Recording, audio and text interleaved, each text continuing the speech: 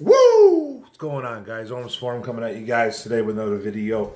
In today's video, I'm going to be talking about the Detroit Lions, and they brought in some linebacker help, and they brought back linebacker Jarrad Davis.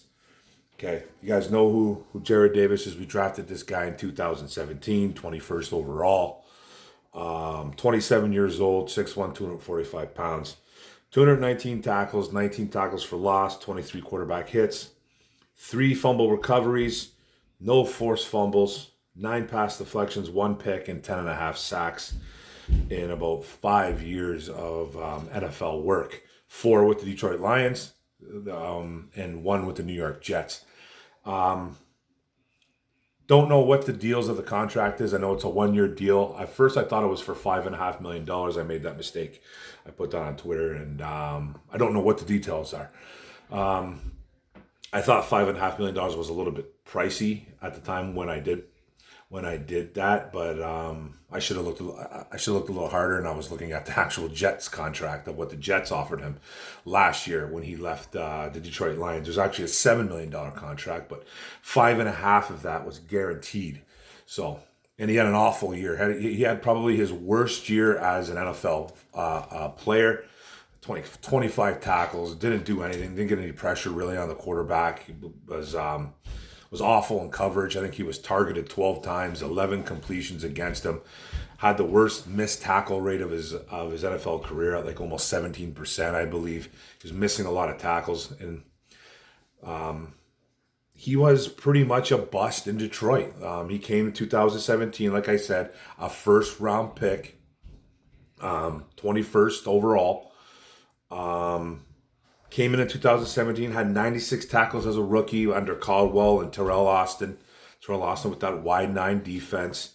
And then 2018, Matt Patricia came on board, and he had a better year. He had 100 tackles, 6 sacks, more pressure under Patricia and Paul Pasqualoni, Patricia's old mentor. And after that, it just went downhill for Jarrad Davis, okay? It went way down here, missing games. I think he's missed a total of 17 games in 5 years. Missed a ton as a New York Jet last year. Missed a bunch as a Detroit Lion as well. It was even benched pretty much. I think at one point in Detroit, it might have been 2000. I want to say 2019. Because he played like he was available for about 14 games, I think. I want to say 2019, 2020. He was available for about 14, but only started like not even half that. He didn't start like half that. So I remember him kind of being benched at the time, being banged up as well, too, just not starting. A whole bunch of things going wrong for Jarrad Davis. Now, his injury history, he's had concussions, he's had ankle sprains. He's had ankle sprains like 3 times on both ankles, like 2 on one on the other. He's had knee problems. He's missed time. He's missed time with injuries. Like I said, 17 games in a total of 15 years. 5 years, sorry, 17 games in 5 years. You know, best ability is availability. We always talk about it, and he hasn't been the most reliable guy. Now, what you're getting with Jarrad Davis, and I'm going to get to my thoughts about this too, but what you're getting with Jarrad Davis, you're getting a downhill, overly aggressive linebacker who misses a lot of tackles, can't cover for squat, can't cover. Just don't even bother trying to put him back into pass coverage, okay?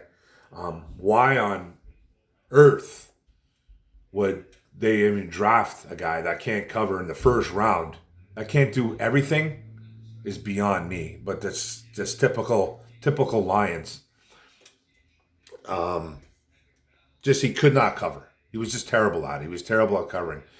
But he's an overly aggressive, a downhill, throwback middle linebacker. That's what he is. He's a 2-down linebacker that can blitz. He can blitz. His best traits are blitzing from the delay, like a delay blitzer. He can do that.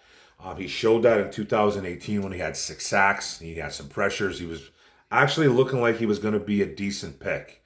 At least we didn't have him good as a pass cover linebacker, but he could at least show that he could make some tackles in the open field. He got way worse as his career went on, his young career went on.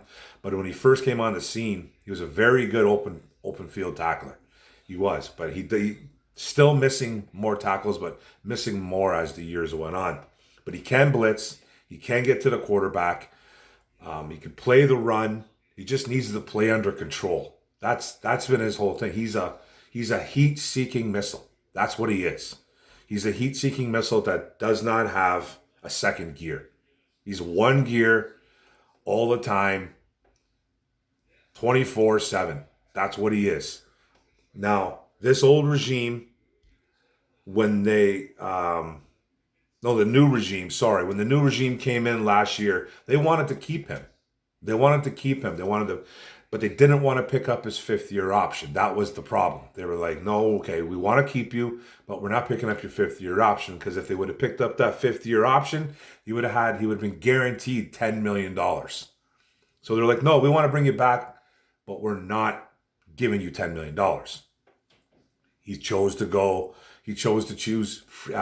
free agency. New York Jets gave him $7 million. 5.5 of that was guaranteed. And then he was an absolute train wreck for the Jets. Like, awful. His worst statistical year to date. Just an awful year. Injured.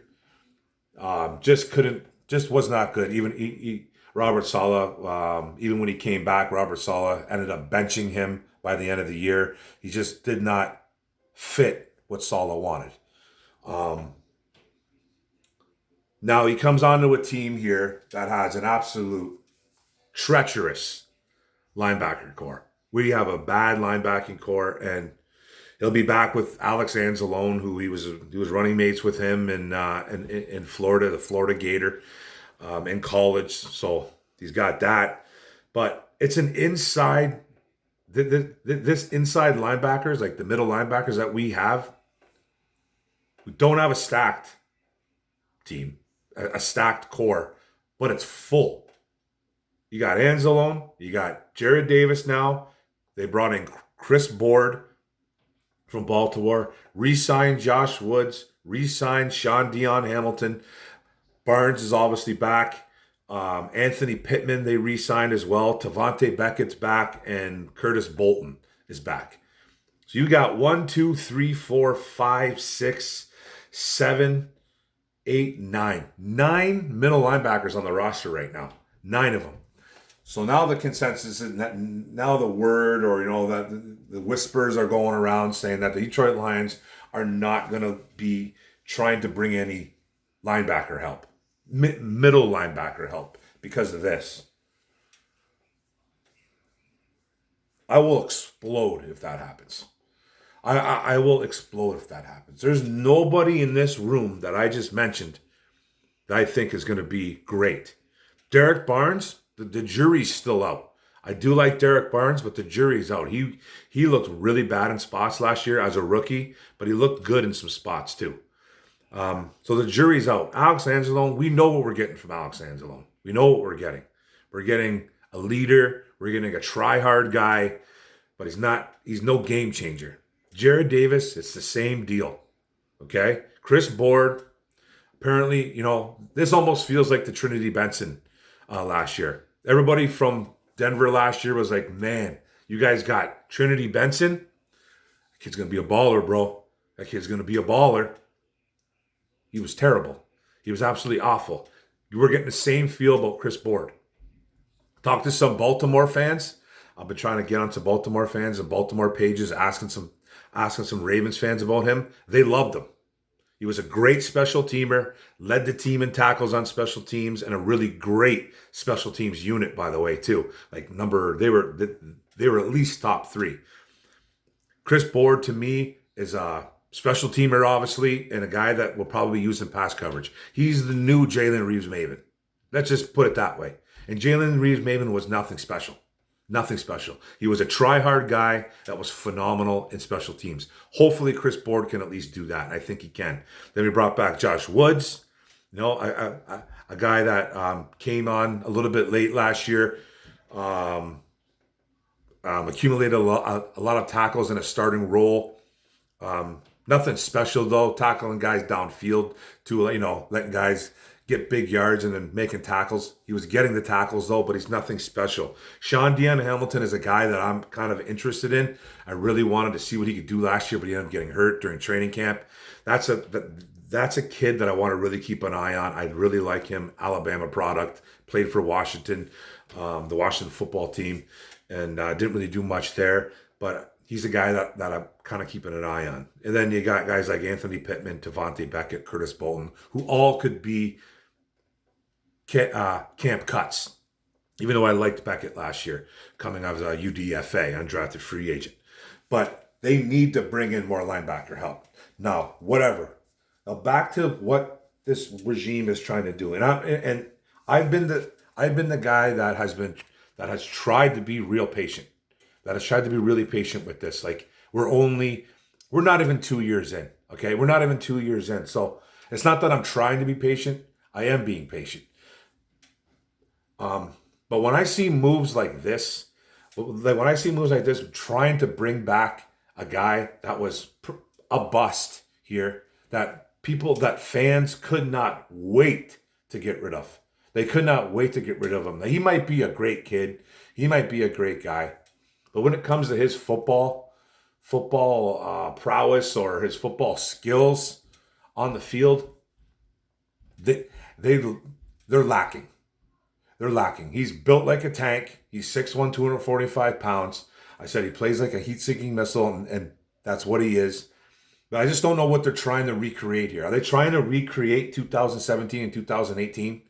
Because if they're going to run this 4-2-5, with 4 down linemen, 2 backers, 5 secondary guys, with the occasional linebacker in and out there, with probably 1 linebacker probably staying as a 3 down linebacker.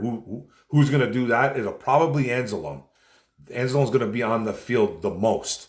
Now, is Jarrad Davis going to be starting as the other linebacker, as the Sam linebacker? Because if that's the case, we're in a bunch of trouble. I already think that 2022 is going to be an absolute train wreck to begin with. I do. I think it's going to be a train wreck. I just don't. The schedule is favorable, but you guys know as well as I know, nothing is easy in Detroit. I am really trying to trust this regime. This was really the only. There's been some questionable moves, obviously, from Brad Holmes, but this one really sticks out to me. This one sticks out. This one feels like a Quinn Trisha move. It does. I know it's not a Quinn Trisha move. Those are 2 different type of, Dan Campbell and Brad Holmes seem to be 2 different types of guys than Quinn Trisha, Bobby Quinn, and Matt Patricia. But this feels like a Quinn Trisha move. Like, why would you bring him back? I just don't know unless you're just trying to make him a 3rd down blitzer. Bring him in on 2nd and longs, 3rd and longs.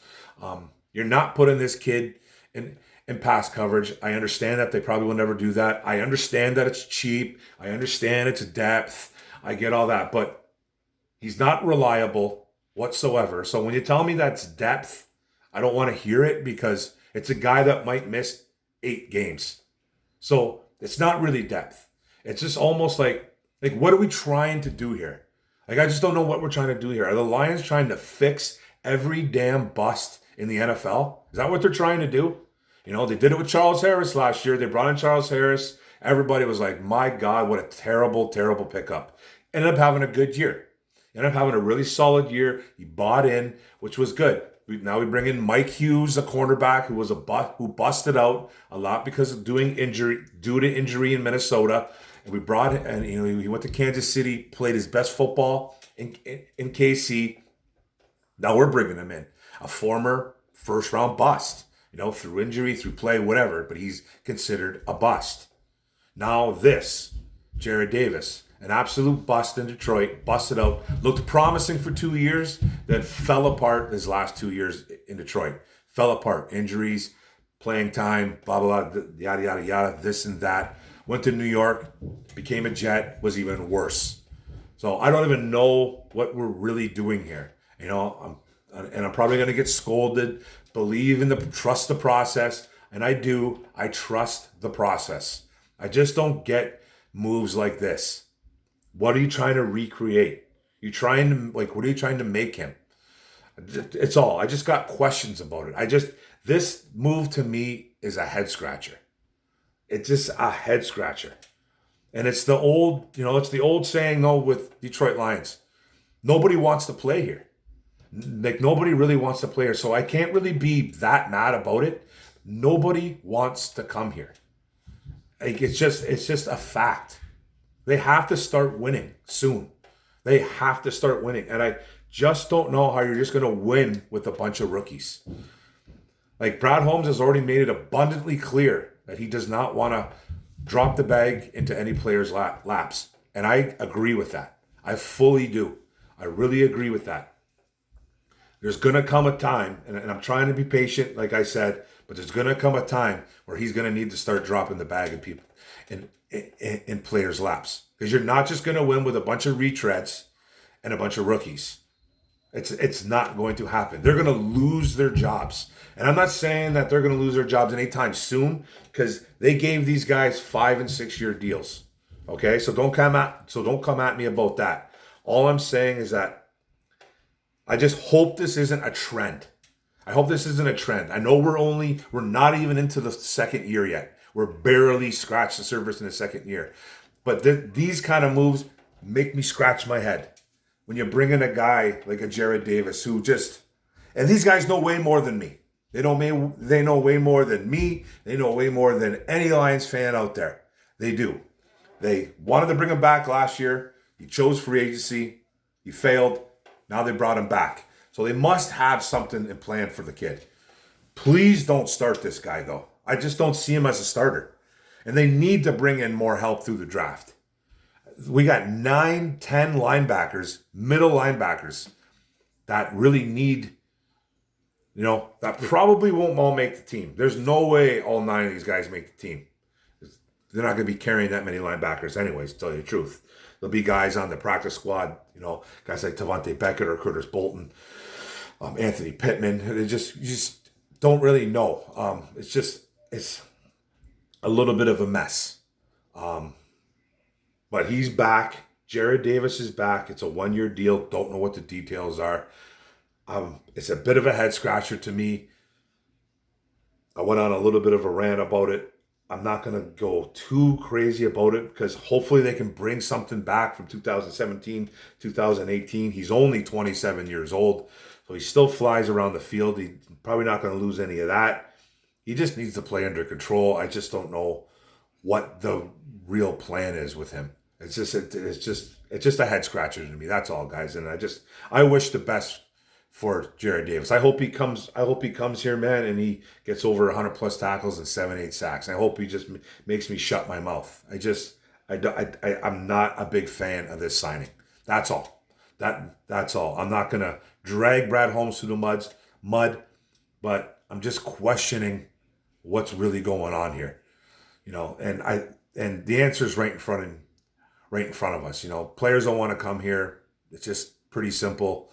We're going to have to overpay, and Brad Holmes is not doing that right now. He's trying to build something. They need to start winning football games, or they are eventually going to lose their jobs.